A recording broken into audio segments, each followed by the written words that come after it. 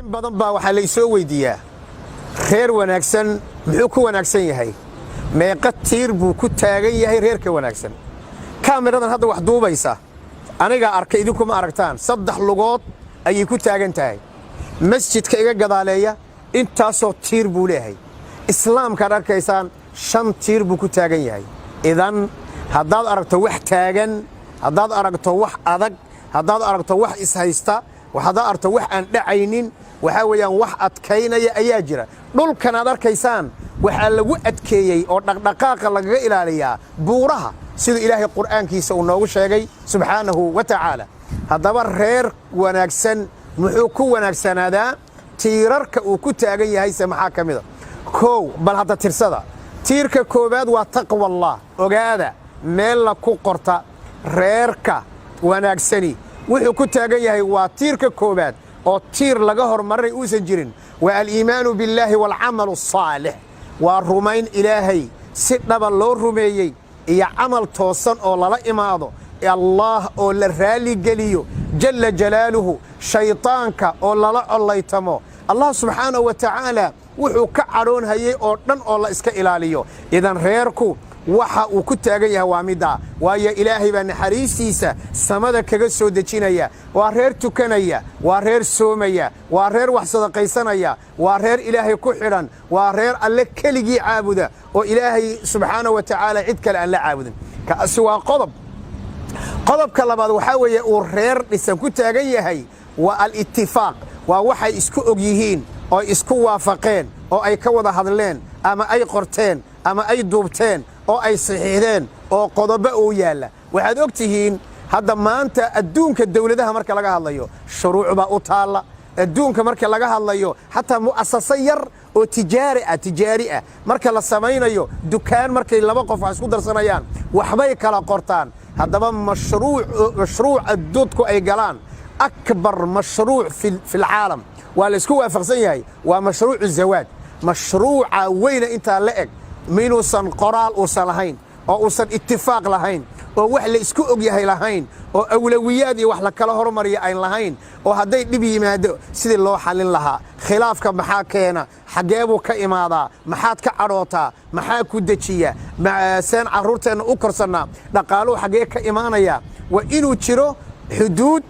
ay labadooda midna dhaafi karin oo dastuur u yaala waa inuu yahay qaanuun oo xeer hoosaada waa inuu leeyahay idan waa qodobka labaad reerku hadii kala fawdu noqonaya ani waxana ila tahay adna waxana kula tahay idan reerku fawdu noqonaya kaana waa qodobka labaad qodobka saddexaad waa al-ihtiram waa in labada qof mid walba midka kale uu qadariyo indhihiisu ay ku weynaadaan gabadhu indhaheedu waa inuu ninku ku weynaado ninkuna indhihiisu waa inay gabadha ay ku weynaadaan sida daraadeed ihtiram iyo qadarin ihtiram xagga aqliga ah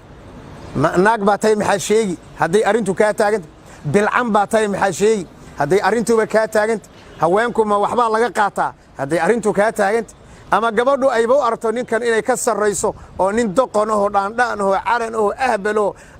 ma taqaan waxba garan inuu yahay oo qeyrkii ka haray oo mar walbaba maskaxdii hoos loo dhigayo yani waxa weeye xagga aqliga in la isku ixtiraamo oo xagga shaqada in la isku ixtiraamo hatta hadaynu cuntadu aad u yar fiicnayn in la isdhiiri geliyo oo la isku ninku shaqadiisu haduu ka yar in la isku dhiiri geliyo marka in kor la isu qaado ixtiraam iyo qadarin labada qof waa tiirka saddexaad xusuusta tiirka koobaad waa midka Allah kugu xidhay jalla jalaalu tiirka labaadna waa tiirka labadiina idin kala celinaya tiirka saddexaadna waa tiirka qiyamka tilmaamaya ee labadiina inaad jirtaan mid walba midka kale ogolaysiinay qodobka afraad oo ku khatimayo bidillahi subhanahu wa ta'ala waa al-huquuq wa in huquuqda la ilaaliyo oo ninka xaqiisa uu ka soo baxo gabadhana xaqeeda ay ka soo baxdo mid walbana uu arko inuu qofka kale guri ku taagan yahay ee uusan asagu arkin inuu aniga igu taagan yahay ee waa inaad aaminto inuu qofka kale ku taagan yahay tawaadu marka waa tawaadu iyo hoos isu dhig idan hadaad weydiiseen ama aad in badan igu soo celiseen reerka wanaagsan muxuu ku wanaagsan yahay waa qodobo badan laakiin si sandwich ah si aad ugu qaadataan waqti dheer aana idinkaga qaadin adoo jikada ku jira adoo baabuurkaaga wata adoo suuqa maraya adiga oo kabaha sii gashanaya si aad kelimadan dhagaha oga sii buuxsato waxaan leeyahay وللحديث بقية شيكوين انت كم معانا وإذيها بربرتان أوغو باقا بالعتي ويلشينا دان كبير كت إيغتالان بعد الكي حق برتا